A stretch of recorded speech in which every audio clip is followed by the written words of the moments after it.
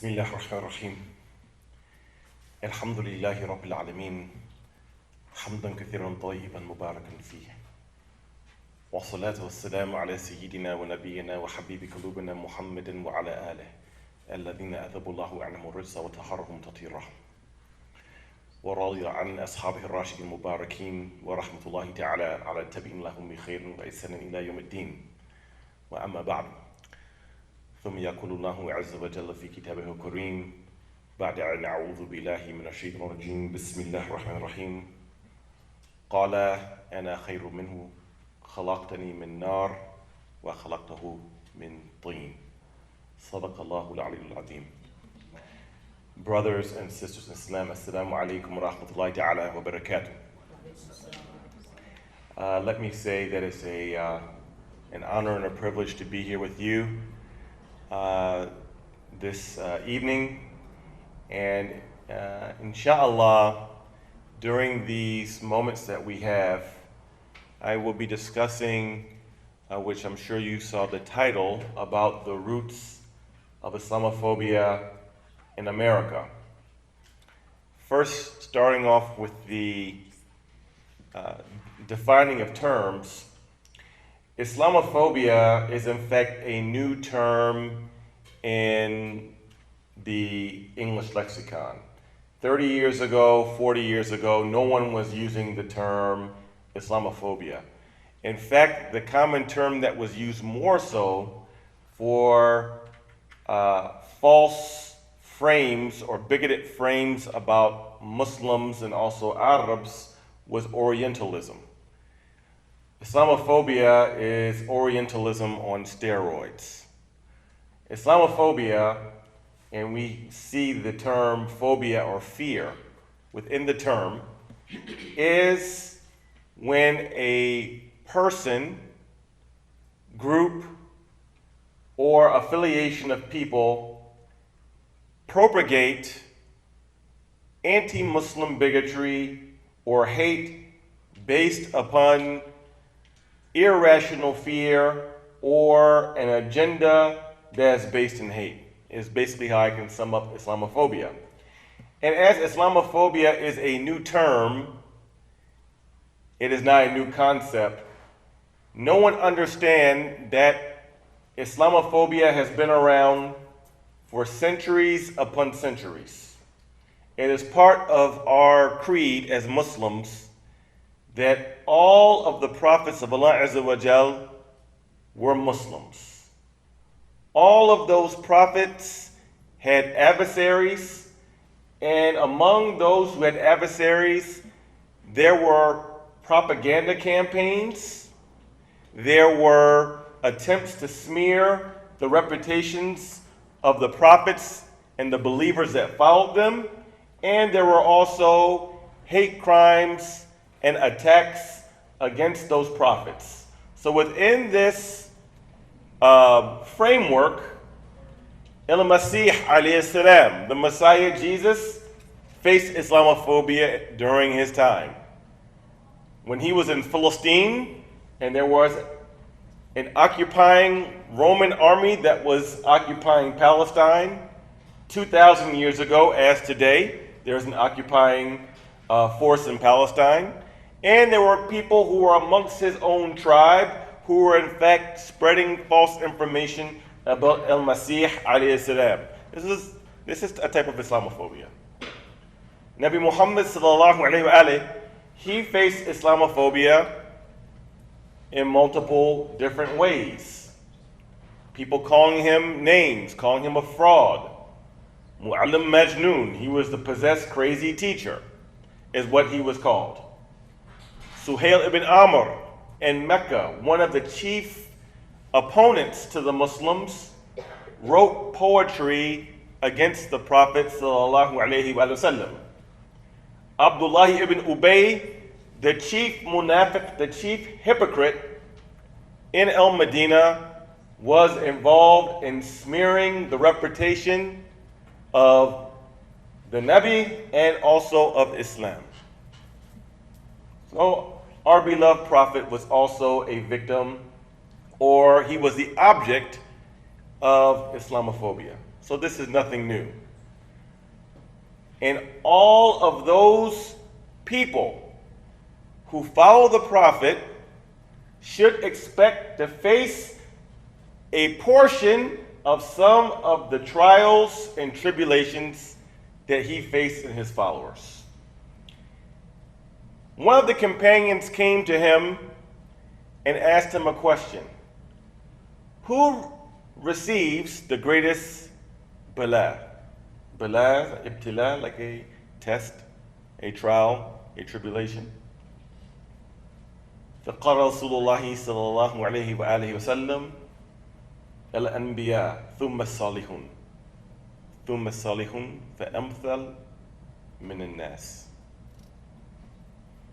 The people who receive the greatest trials are the prophets. And who? After the prophets, those righteous people, first amongst their family members and then their followers, and then those who are most similar to them from the people, will get a taste of what the prophet faced. So this is something that all of those who try to follow Islam in every generation, every land, will face some sort of Islamophobia. However, going to the roots of Islamophobia in America, as there are certain things that are universal about anti-Muslim bigotry and hate, there are certain things that are also specific to a particular environment. All different environments or societies have their own particular history of how the country or the nation started, certain socio-political trends, and that leads to how certain things are expressed in society. So we should expect that. For instance, and it only makes sense, if any of us were trying to plant a tree somewhere, let's say a mango tree. Say we get a mango seed and try to plant it in Michigan. That mango tree, that seed's not going to produce a mango tree that grows fruit. Not here in Michigan, because the certain nutrients that are in the earth here are different than nutrients that are down maybe in Jamaica or in Egypt. There's a different consistency of the soil. There's a different climate here. So obviously, the same type of tree in the same, or it won't produce in different climates, different environments. Planting a seed won't produce the same type of tree, the same type of fruit. So in America, America has a particular history. There are certain things, again, that are universal about Islamophobia, but there are certain particular things that are specific to the American context, which makes the seed of Islamophobia that has been planted in America, that has allowed it to grow and give evil fruit.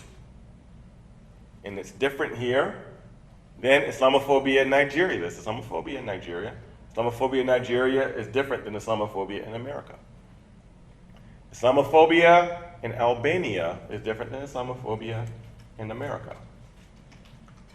So with that, we know that a shaitan is behind, of course, Islamophobia in the sense of being the unspiritual suggester of animus towards Muslims in Islam. We know it's shaitan. And he is Adun Mubin. He is the clear enemy, there's no doubt about it. And there are people who are godless, who are against faith in all societies. But there are two particular things that make the expression of Islamophobia different in the United States of America than in other countries. The first is, I started the ayah of the Quran, I started reading from the Quran, قَالَ أَنَا خَيْرٌ مِّنْهُ خَلَقْتَنِي مِن نَارٍ وَخَلَقْتَهُ مِن طِينٍ. This is the saying, or what was said in the Quran, of when Allah Azza wa Jal commanded the malaika, the angels, to make sujood to Adam alayhi salam, and Iblis, the jinn, was amongst the angels. All of them were commanded to make sujood, and all of them prostrated in front of Adam, illa Iblis, except Iblis. And when Almighty God asked Iblis, why did you not follow my command? Iblis said, I am better than him. You made me of fire and you made him of clay. And Amir Mu'mineen alayhi salam said in regards to him that he is Adu'ullah, he is the enemy of God, and that he is Imamul Muta'assibin. He is the Imam or the leader of the tribalists and racist people or racist individuals, and he is Salaful Mustakbarin, and he is the Salaf or the predecessor of those who are arrogant, who made themselves bigger than what they really were. This is Iblis. And this is when he left being Iblis and became Ash-Shaytan. So I mention this because the history of the United States of America, America was established upon a dichotomy. A dichotomy means that there is an existence within an entity or a being. Salawat.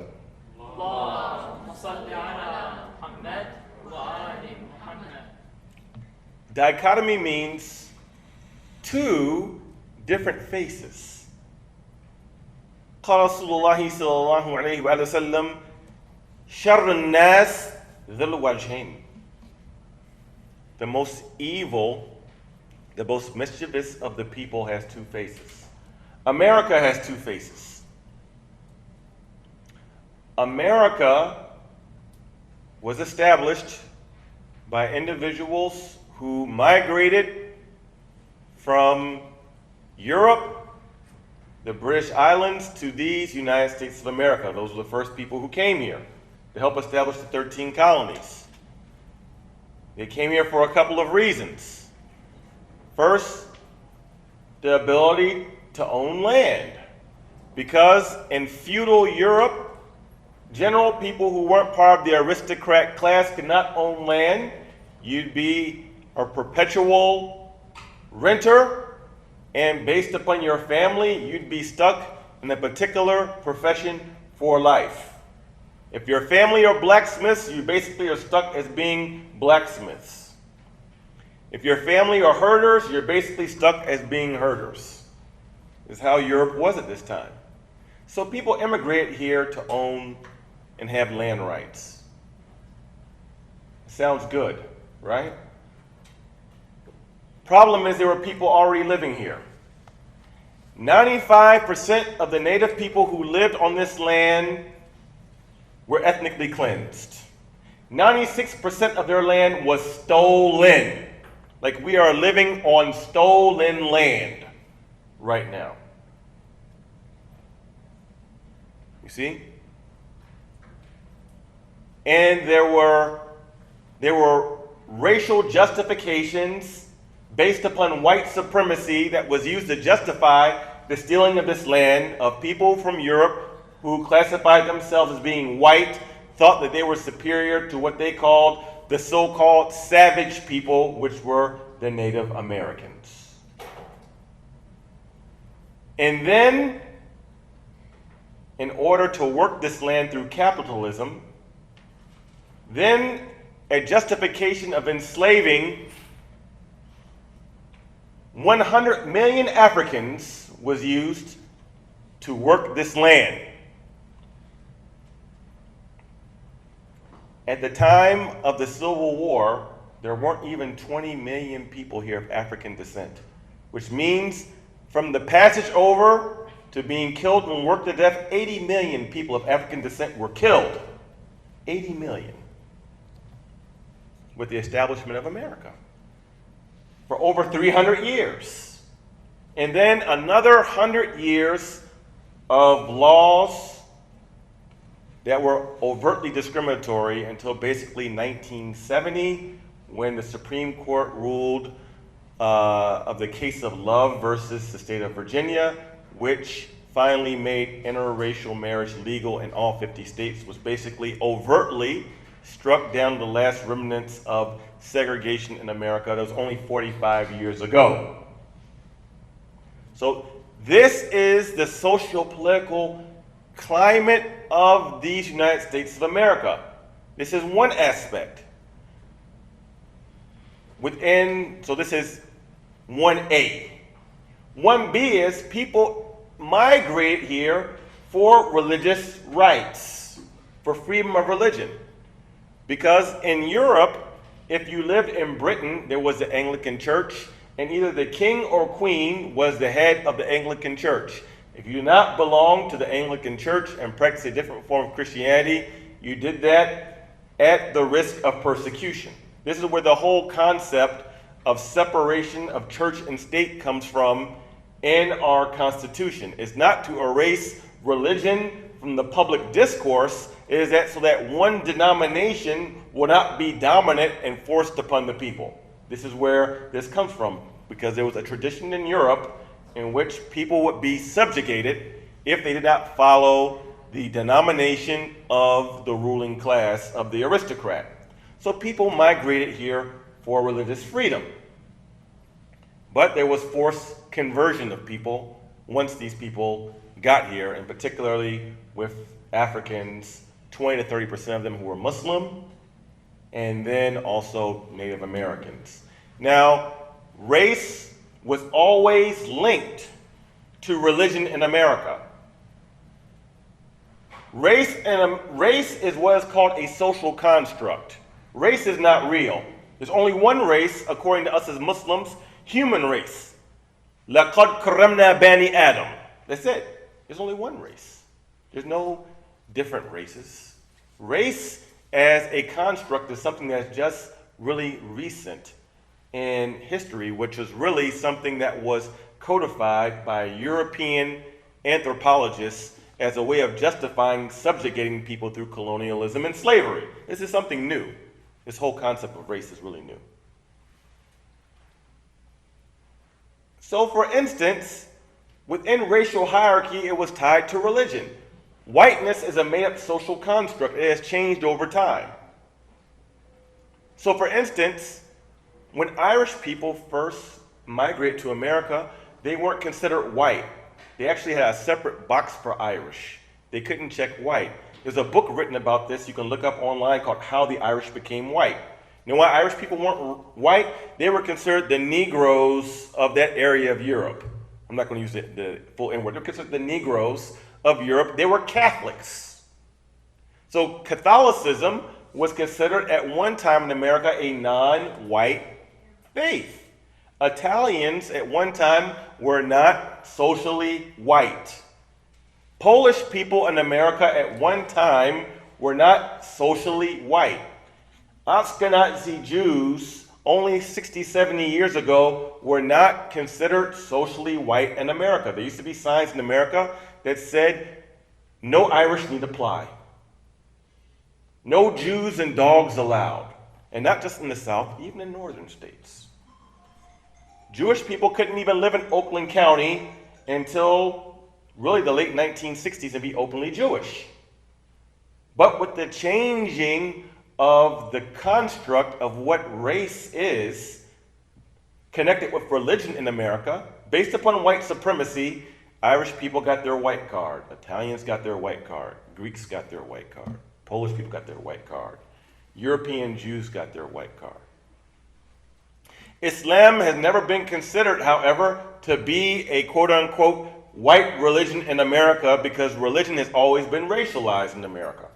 Hence, if you look back into history, during the time of World War I, you will see the first Islamophobia used in Congress, but the word Muslim wasn't used. The word used, code word, was talking about the Turkish problem, the Turks.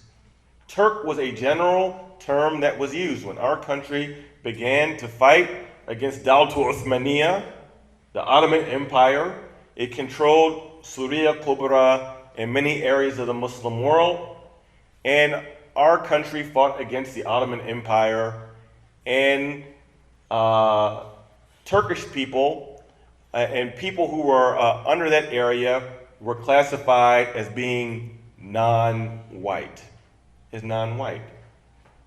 So Islam and Muslims, from a social perspective, even if someone is from Bosnia or Albania, to this day, if they are overtly Muslim and check white on the census, from socio-political expression and acceptance under white supremacy in the racial hierarchy of America, those individuals are not fully accepted as white in the socio-political construct of whiteness in America. I hope you all are following me. I'm using sociological terms right now. I'm trying to make it plain for you. So this is one reason why Islamophobia is able to take roots in these United States of America, and it's always existed. It existed before 9/11. 9/11 helped trigger and took it to another level, but since 9/11, if you look at Gallup and Pew polls, Islamophobia has increasingly gotten worse in America. Public opinion polls of Muslims have gotten worse basically every year since 9/11. Look how many years ago that was. Workplace discrimination cases, just the past year, for the first time, any other religious minority in America, American Muslims with the EEOC, the Equal Employment Opportunity Commission, EEOC, Muslims logged the highest amount of complaints of workplace discrimination in America, even though we only make up 2% of the population. We make up the majority. So there is a particular ground. And America has always had a problem with race. Racism is the original sin of America. It's the original sin, and we haven't gotten past it. And if you think we haven't gotten past it, you can see how overt anti-black racism has been in America in the past year. Much less covert and implicit racism, where there are colorblind policies that are instituted in non-colorblind ways that leads to different communities being policed, incarcerated at different rates based upon racism. And unfortunately, Muslims, we've also been an object to some of these biased policies. As I'm sure you've just seen in the news, where I was on the news last night about the sister in Westland who got turned away from the cash checking place only because she wore hijab. See, this is happening. So this is one factor. The second factor is this is the soil of Islamophobia. So there's the seed. Shaitan plants the seed, and the shayateen, because the shayateen, mental ints, there's human devils. The Quran says that devils just aren't jinn and invisible. There are real devils who look human, who are really devils. You have the soil, right? So the seed, this comes from shaitan and shayateen. You have the soil that makes Islamophobia fertile in America, which is racism, which is rooted in white supremacy.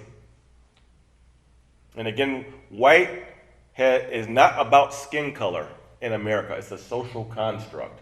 I explained that with the Irish. It's not about having white skin. You can have light skin and blue eyes from Syria, and you're not socially white, or Lebanon, right? Or have red hair. I've seen people from Bintish Bale have red hair. You see? It's not what white means. So that's the soil. Now, like any plant, if you have a farm, you want to, water the soil. Make sure it gets sunlight, get the proper, you have to have the water. You got to water it so that the crop can grow.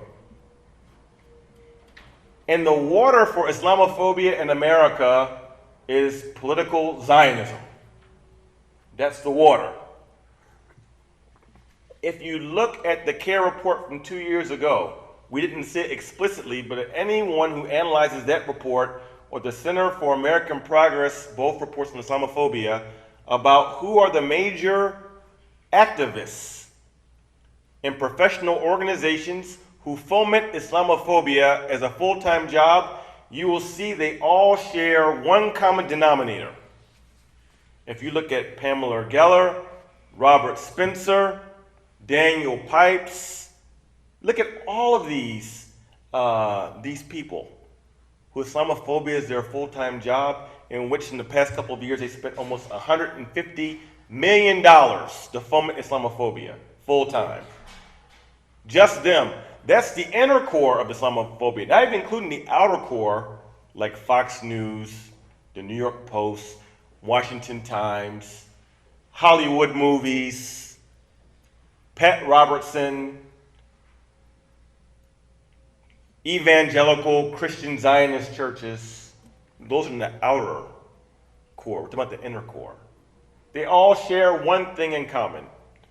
That one thing in common they all share are that they are pro-occupation Zionists. Every single one of them. Every single organization. Every single activist. That is the one thing they share in common. And why is that? Why is fomenting Islamophobia so important for the pro-occupation Zionist movement? One of their intellectual leaders, Daniel Pipes, summed it up best. He said, paraphrasing, that the empowerment of American Muslims is a direct threat to Israel. He said the empowerment of American Muslims is a direct threat to Israel. And guess what? He's absolutely right. He didn't lie. He's right. Because if Muslims are accepted more into the mainstream of America, and we are accepted more by politicians, and we give more financial contributions, and they keep our financial contributions, and we begin to vote more, we will then influence public policy. We will then influence the one-sided support of Israel. If Muslims are more involved, accepted in the process, and not demonized being the other, because the American Jewish population is about 2%. The American Muslim population is about 2%. Their population is suffering atrophy. It is declining because of high birth rates and conversions. Ours is increasing. Theirs is decreasing. You see? People study trends. The only people who don't analyze things and don't plan things are foolish people, sufaha. People with intellects look at trends and plan things. So they know this, that we are a type of threat to the overwhelming support of Israel in our country, which we give over $3 billion a year of grant money. The difference, I'm not going to say aid, because see, when people think aid, they think, oh, it's like someone who's really in need and maybe you're giving them a loan. This is free money. And then there's an additional $3 million given, $2 million to Egypt, $1 million to Jordan, just because they signed the peace treaties with Israel. That was their $3 billion bonus. So we give away $6 billion. People in Detroit's water is getting turned off because water prices tripled. It's not because people don't want to pay their water, by the way. People's water prices literally tripled because of emergency management. People are on fixed incomes.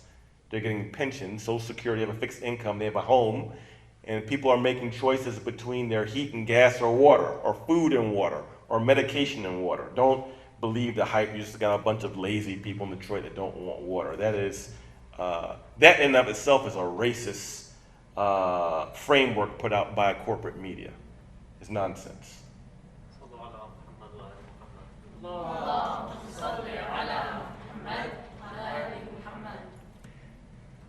So it is this movement of Zionism, of political Zionism, that supports, that's pro-occupation.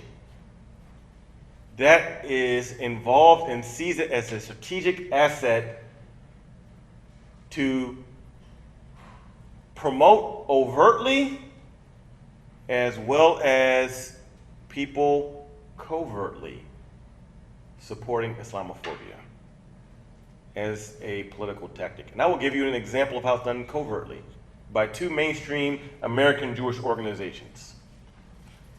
The first is the Anti-Defamation League that claims to be an anti-racism organization.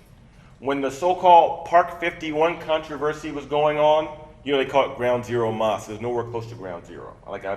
My children and I were just in that area just less than 2 weeks, about 2 weeks ago. We were in New York by that area.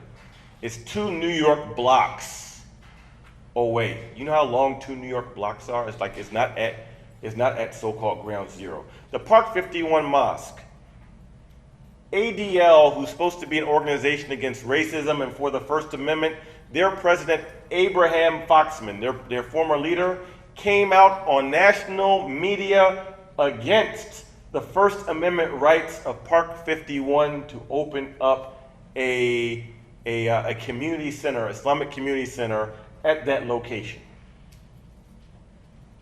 They came out against it. The American Jewish Committee, years before that, gave a Courage Award, gave an award to Ayaan Hirsi Ali, the writer of that book, Infidel, who is one of the main people who is spreading and disseminating misinformation and lies about Islam and the Muslim community. And these are mainstream Jewish organizations awarding these people and saying these things that are clearly Islamophobic.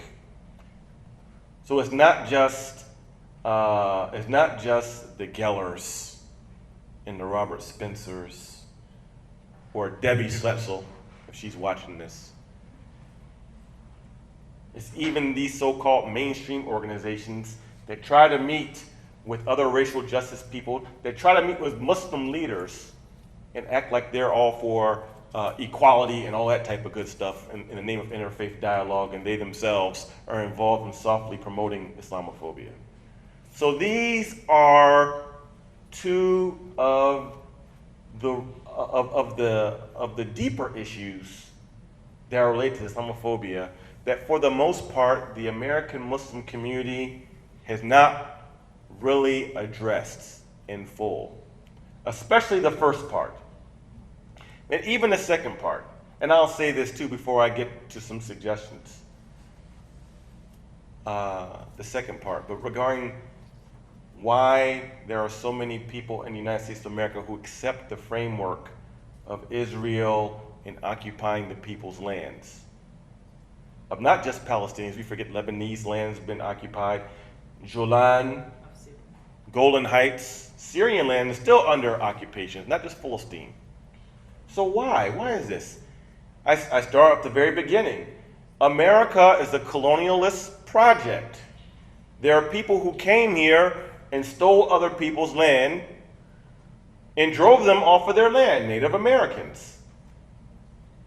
So if we as our own country haven't even reconciled this history, we as a country don't even like to talk about this. On our money, every single president on our money except for Abraham Lincoln owned slaves. George Washington owned slaves. Thomas Jefferson, the $2 bill, owned slaves. Andrew Jackson owned slaves.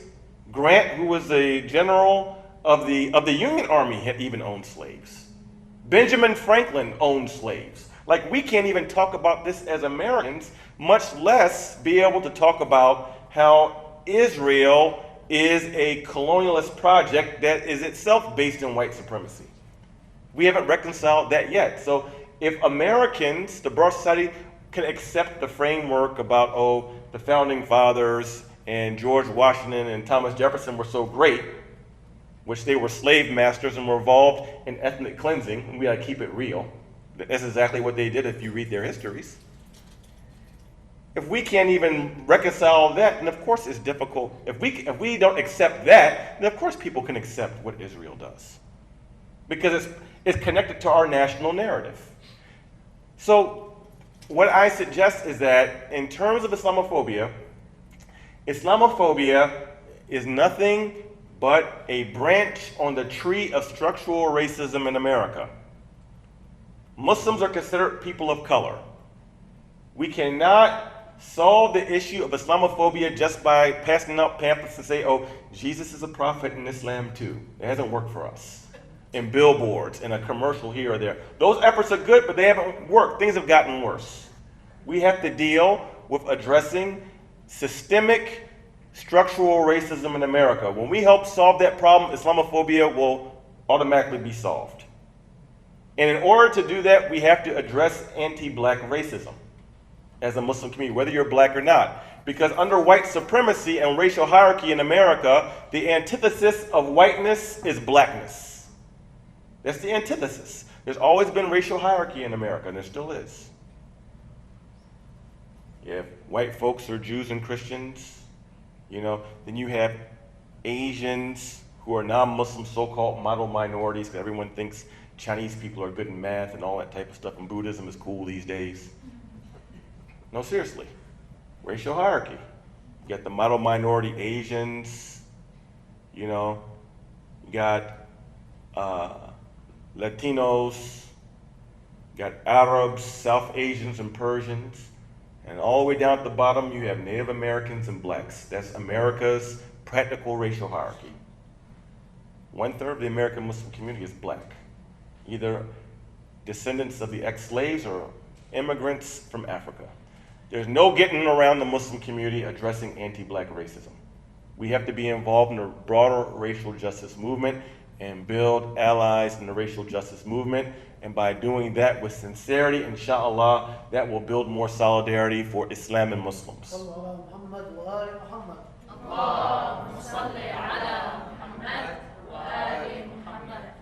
Secondly, we need more people to be involved in the political scene, and we have to address the issue in a real professional way of illegal occupation of Philistine, because it's connected to Islamophobia. Philistine is not just an issue halfway across the world, it has direct consequences here. When I started my job 10 years ago, I thought I could just go and deal with discrimination cases and just deal with the local politics, and I thought that, I could have love for Philistine, but professionally speaking or talking about it, I didn't have to really deal with that. There's just something to the side. I quickly found out that that issue is directly tied to Islamophobia and the Islamophobia network in America. There's no getting around it. And as a Muslim community, shame on us that we say we love Philistine and Philistinians so much. Al-Masjid al-Aqsa is one of the most holy places in Islam, and we don't have a single professional Muslim lobbying group in DC to deal with Philistine. We don't have a single one. But all this money that we have, all of these doctors, all of these attorneys, all of these gas stations throughout the United States of America, and we don't have, with 7 million Muslims, we can't even scrape together a couple of $1 million a year to get some professional people to do some lobbying on the Hill. And AIPAC's budget's not even that big. They're beating our heads in with about $40 million. What Allah Azza wa Jal say in the Quran, right? That if there's one strong, committed believer, they can face up against 10 disbelievers. If we even could give $4 million for lobbying on DC, we'd be in a much better position over if we did that for 10 years. So I'm putting this seed, that we're talking about planting seeds, I'm putting this seed in your head. Because maybe I'm not the one that can do it or lead up this effort. Maybe it's one of you sisters and one of you brothers out here that's going to go to school and you're going to go get your degree in political science or whatever. And then next thing you know, I'm going to be getting an email or be invited to your fundraiser when you're going to launch the first Muslim lobbying organization that's going to be really professional to deal with this issue. I'll be one of the first donors when you start up, inshallah. But this is what we have to do if we really want to get to the roots of dealing with Islamophobia. and there's no questions, right? This is it, and it's time for Salah. So anything that I said of this lecture that was of benefit, that was from the hidayah, from the guidance of Allah Azza wa Jal.